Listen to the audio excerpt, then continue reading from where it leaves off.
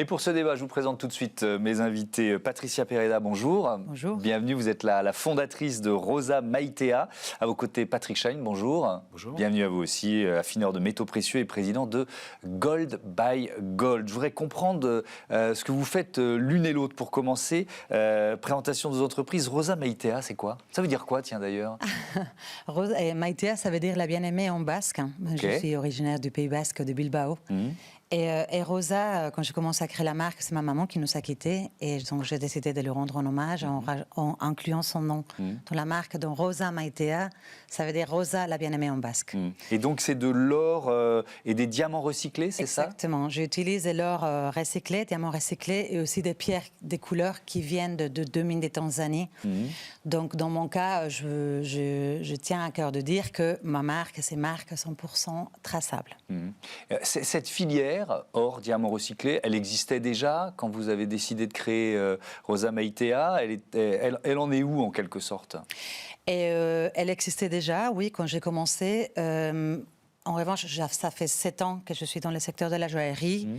Et il y a 5 ans, quand on faisait plein de collections dans la marque pour laquelle je travaillais auparavant, il n'avait pas forcément de filière de joaillerie, enfin, des l'or recyclé. À ma connaissance, mais peut-être il en avait, mais on ne les connaissait pas. On n'était pas au courant de cette filière. Et c'est assez récemment qu'il y a beaucoup de filières qui se sont créées pour le recycler. C'est effectivement une prise de conscience qui se généralise. Patrick Schein, c'est quoi Gold by Gold? Nous, on est négociants et affineurs de métaux précieux avec la particularité qu'on fait de l'or tracé. Donc on fait de l'or tracé qui soit recyclé. Bon, ça existe depuis longtemps, l'or recyclé en Europe. Et on fait de l'or tracé artisanal, responsable, à partir de mines qui sont certifiées, surtout en Amérique du Sud, qu'on va sourcer, qu'on va ramener, qu'on va affiner, qu'on va mettre dans une forme qui est utilisable par les maisons de monnaie, par les joailliers, et qui pourront donc réclamer le fait que ce soit tracé depuis les mines et extrait de manière responsable, depuis de l'artisanat minier. Alors justement, si on parle d'or équitable, c'est quoi les critères, si on rentre un peu dans le détail, les critères d'un or qu'on peut définir comme équitable? La mine a un impact environnemental, quel que soit le minéral que vous extrayez. Donc aujourd'hui, les standards qui existent sont faits pour assurer que l'or a été extrait de manière légale, ça c'est quelque chose qui est important, dans le respect et dans l'atténuation des impacts écologiques au maximum, donc avec l'utilisation de produits chimiques qui sont tout à fait régulés et contrôlés, sans travail des enfants, dans les conditions de sécurité, avec des conditions de transparence économique dans les échanges, des prix minimums et des primes. Voilà, donc tous ces critères-là sont établis par différents standards. Nous, on utilise le standard Fairmind qui permet d'assurer à l'utilisateur et au consommateur d'avoir cette traçabilité et ces conditions d'extraction. Alors je voudrais voir qu'est-ce qui vous rassemble et qu'est-ce qui vous différencie d'une certaine façon, si on dit or traçable d'un côté, équitable, et or recyclé de l'autre. Qu'est-ce qui vous rassemble? Vous diriez quoi? La démarche peut-être, l'envie de trouver des solutions ou de réinventer un peu le secteur? Oui, exactement. On nous rassemble l'envie de faire les choses meilleures. En fait, c'est respecter plus l'humain, respecter plus la nature et ne pas laisser que les grandes corporations fassent son métier d'une manière trop impactante pour l'humain et pour la nature, pour la planète. Et moi, dans mon cas, en effet, ce que je voulais, c'est de créer des bijoux qui soient moins impactants pour l'humain, pour la planète possible. Et donc, je trouvais cette solution qui était difficile à trouver parce que, bon, l'or recyclé et les diamants que j'ai réutilisés, je sais que, bon, là, c'est le sujet de l'or, mais pour moi, c'était important d'avoir une vision globale de comment on peut faire des bijoux qui sont de capsules d'amour, on va dire, d'une manière le plus respectueuse possible. Mais en effet, c'est important d'améliorer ces secteurs, de donner plus de lumière à un secteur qui est très opaque et de faire sortir la vérité, en fait, de comment ça fonctionne. Vous avez discuté forcément un peu dans les coulisses de l'émission avant que ça démarre. Patrick Schein, qu'est-ce qui vous différencie? Parce que l'or recyclé, vous dites quoi? Il peut avoir été produit dans des conditions déplorables, c'est ça? C'est possible. Je vous explique. Il faut revenir un peu au basique. Allez-y. Donc l'or, ça fait 6000 ans que c'est extrait, et l'or, ça ne se consomme pas, ça s'accumule en fait. Et après, vous le changez de forme. En 6000 ans, vous pouvez changer 300 fois de forme un bijou, puisqu'un bijou a une durée de vie de 20 à 30 ans. Il y a 200 000 tonnes d'or en stock aujourd'hui, ce qui est 65 années de production minière. Mais cet or-là sort de la mine. Et en fait, 50% sont dans les boîtes à bijoux, 40% sont dans les coffres-forts des banques ou sous les matelas en pièces ou en lingots, et une dizaine et 10% dans des cartes SIM, dans l'électronique, où par exemple il y a 7 kilos d'or sur le dôme des Invalides. Ouais. C'est un autre exemple. Donc tout ça se recycle depuis 6000 ans et se régénère. D'accord ? Le fait de n'utiliser que cet or-là, en fait, vous allez exclure les mines. Mais dans le secteur minier, d'accord, vous avez quand même le secteur minier artisanal, qu'on connaît un peu en France, puisqu'on a vu qu'en Guyane, il y a quand même des problèmes avec cet or-là. Mais il y a tout un pan de ce secteur qui est responsable et qui font les choses bien. Mais qu'est-ce qu'il représente ? Il représente quel pourcentage ? Il représente 20% de la production minière, mais il représente 90% de l'emploi. Ça veut dire que quand vous achetez un kilo d'or artisanal, vous faites vivre 250 fois plus de personnes derrière que quand vous achetez un kilo d'or industriel. Donc derrière, vous faites vivre ça. Et en stigmatisant ce secteur qui sait faire de l'or responsable. Je vais vous donner un exemple. Quand le comité Nobel se réunit et veut choisir un or pour faire la médaille du prix Nobel de la paix, il utilise un or artisanal responsable. Pareil pour le Festival de Cannes, il utilise pour ses palmes cet or-là, et j'espère bien que Paris 24 va, pour ses médailles d'or, utiliser cet or-là, parce qu'il y a quelques dizaines de kilos d'or, et j'espère que Paris 24 utilisera un or artisanal responsable. Donc c'est un or d'excellence, c'est un or qui fait travailler des gens et qui peut être fait dans le respect de l'environnement et avec un fort impact social. Donc quand vous choisissez une solution unique, comme le recyclage, qui existe depuis 6000 ans, ben vous excluez de l'accès au marché tout ce secteur-là. Et là, je pose une question, est-ce éthique d'exclure une partie ? Cette partie-là, oui ou non ? Je laisserai les gens y répondre tout seuls. Donc, pour moi, je pense que la démarche de madame, ce qui nous réunit, c'est la traçabilité.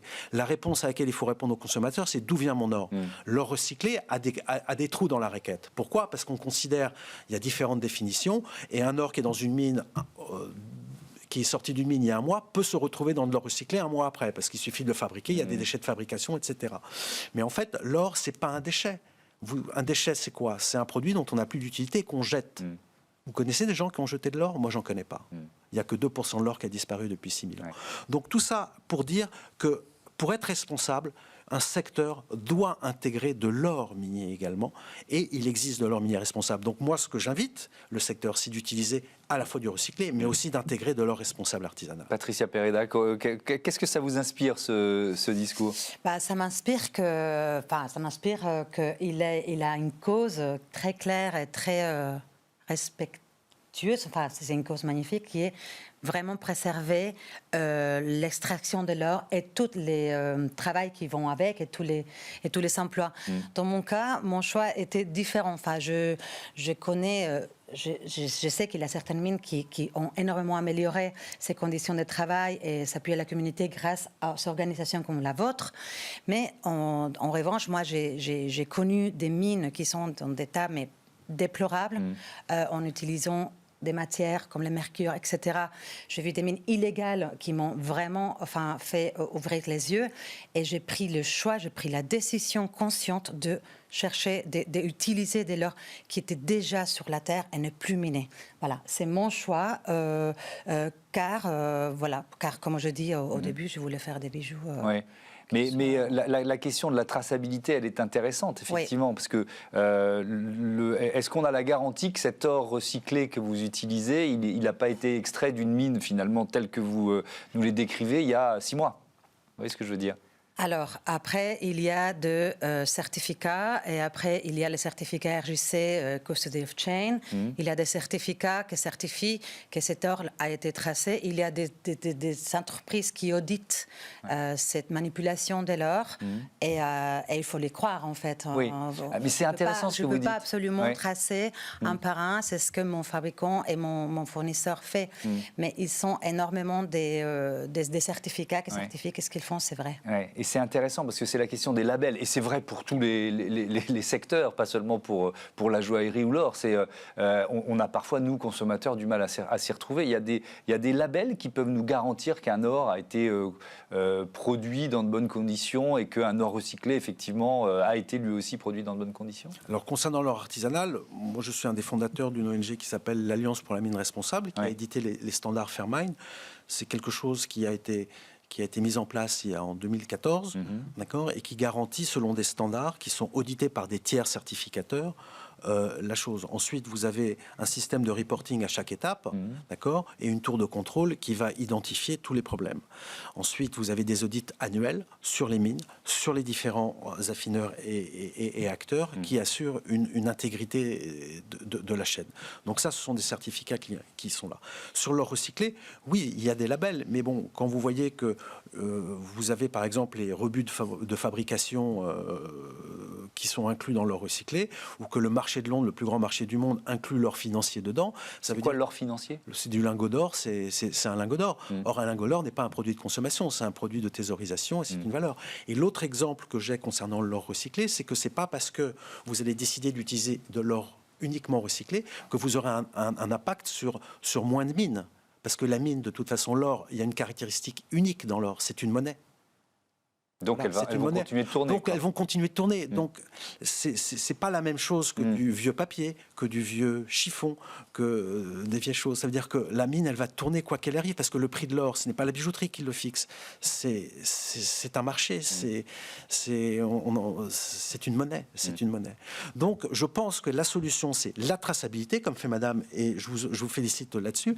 Mais c'est d'essayer justement de dire voilà, on a des stocks d'or, il faut les utiliser, mais essayons d'intégrer également de l'or minier responsable, et surtout de l'or à fort impact social. Sûr, pour faire grandir effectivement cette part de l'or minier. Pour ne pas les exclure, vous ne pouvez pas être responsable en excluant des gens. Merci beaucoup. Merci à tous les deux. C'était passionnant de découvrir vos solutions respectives. On passe tout de suite à Smart Ideas. On va parler de vin avec les grappes.